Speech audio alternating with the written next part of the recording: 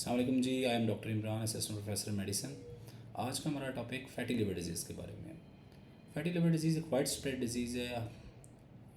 Every second third person को fatty liver disease है और अक्सर ये फाइंडिंग्स आपको इंसिडेंटल अल्ट्रासाउंड में मिलती हैं, जिसमें different grades of fatty liver को मेंशन कर दिया जाता है। फैटी लिवर डिजीज़ होता क्यों है?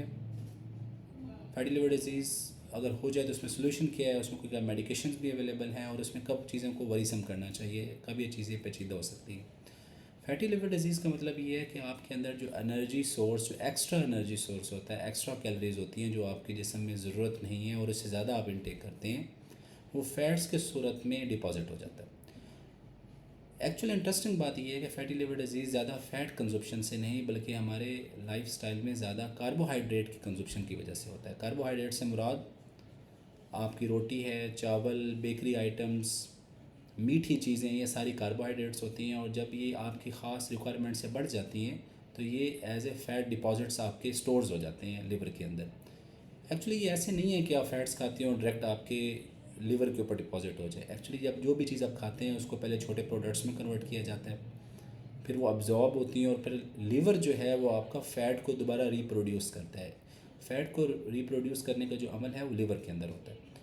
जब आपकी कैलोरी रिक्वायरमेंट जो आप इनटेक कर रहे हैं और जो उसकी कंजप्शन है उसमें मिस मैच आता है, से दैट आप 1500 कैलोरीज ले रहे हैं और आप बर्न सिर्फ 500 कैलोरीज कर रहे हैं, तो जो एक्स्ट्रा कैलोरीज होती हैं वो फ़ैट की सूरत में डिपॉजिट हो जाती हैं।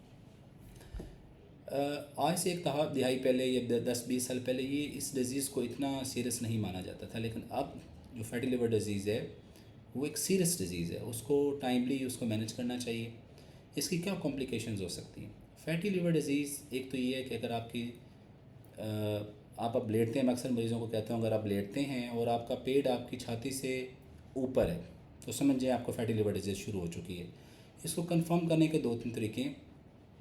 एक आसान तरीका जो कि आपके पास इजीली अवेलेबल है वो तो अल्ट्रासाउंड है। अल्ट्रासाउंड कराएं, अगर उसके अंदर फैटी लिवर डिपॉजिट्स आते हैं तो फैटी लिवर डिजीज़ आपको है। और भी टेस्ट हैं जिसमें एमआरआई, सीटी स्कैन या एक स्कैन जिसको फाइब्रो स्कैन कहते हैं वो भी कर सकते हैं, जो कि हमें बेसिकली सिरोसिस और फाइब्रोसिस को बताता है। वो एडवांस टेस्ट होते हैं। इसके अलावा आपका लिवर फंक्शन टेस्ट एक होता है जिसमें ALT, AST और गैमा GT टेस्ट होते हैं, वो अमूमन इंक्रीज़ हो जाते हैं और वो भी फैटी लिवर को बेसिकली डिस्टाइन करते हैं कि शायद फैटी लिवर स्टार्ट हो चुकी है। फास्टिंग लिवर प्रोफाइल भी करा सकते हैं आप। तो जब फैटी लिवर आपको हो जाए तो ये कब पेचीदगी इख्तियार करता है, इसकी पेचीदगियाँ हो क्या सकती हैं? एक बात तो ये, अगर फैटी लिवर डिजीज़ हो जाए तो समझ लें फैटी लिवर तो आपके पेट में है लेकिन शुगर और ब्लड प्रेशर आपके पीछे है। क्योंकि फैटी लिवर जिसको हो तो वो प्री डायबिटीज़ को और डायबिटीज़ की तरफ एक निशानदेही करती है कि फ्यूचर लाइफ में अगर आपको इस टाइम अब इसको कंट्रोल नहीं करेंगे तो प्री डायबिटीज़ और डायबिटीज़ और इसके अलावा हाइपरटेंशन जैसी बीमारी डेफिनेटली आपको हो सकती है अगर आप इसको टाइमली कंट्रोल नहीं करते। सेकंड ये है कि जिस तरह आपका क्रोनिक हेपेटाइटिस, काला यरकान आपके दिल की सोजिश करता है और उसके बाद उसको खुरदरा कर देता है, उसकी फाइब्रोसिस कर देता है जिसको लिवर सिरोसिस बोलते हैं, बिल्कुल इसी तरह जो फैटी लिवर है अगर उसको टाइमली मैनेज ना किया जाए तो ये बिल्कुल वैसे ही दिल की जिगर की सोजिश भी कर सकता है और जिगर के अंदर फाइब्रोसिस भी कर सकता है।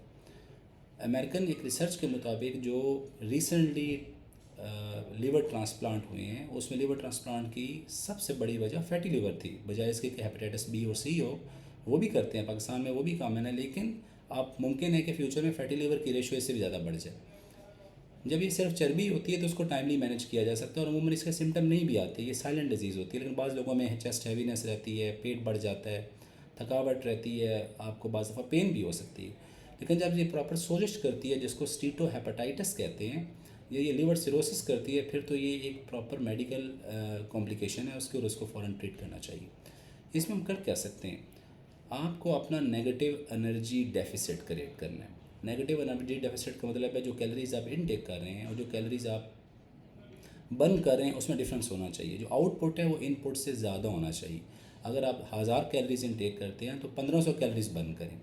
असल में ये है ही बेसिकली आपका एक स्टोर। और जब आप नेगेटिव एनर्जी डेफिसिट आप ज़रूरत जो बेसिकली आप उसमें नेगेटिव एनर्जी डेफिसिट क्रिएट करते हैं कि आप इतना इनटेक नहीं ले रहे और आपका आउटपुट ज़्यादा है, आपकी एक्सरसाइज ज़्यादा है, आपकी डेली लाइफ के अंदर काइनेटिक लाइफ ज़्यादा है, तो उसमें जो स्टोर्स होते हैं वो बर्न होना शुरू हो जाते हैं।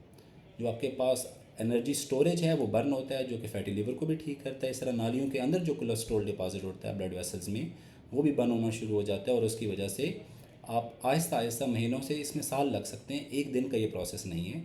जिस तरह ये फैटी लिवर बनने में महीनों साल लगे हैं, इस तरह इसको बंद करने भी महीने और साल लगते हैं, और फैटी लिवर से आप छुटकारा पा सकते हैं।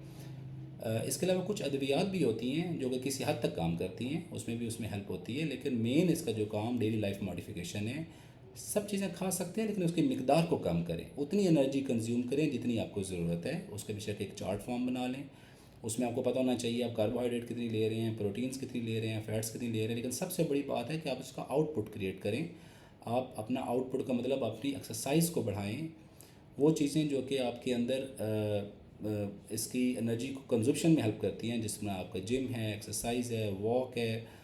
अपनी काइनेटिक लाइफ को रखेंगे और अपना खाना को कम करेंगे तो नेगेटिव एनर्जी डेफिसिट के ज़रिए इसको आहिस्ता आहिस्ता से आप वापस अपनी जगह पे ला सकते हैं। Thank you so much.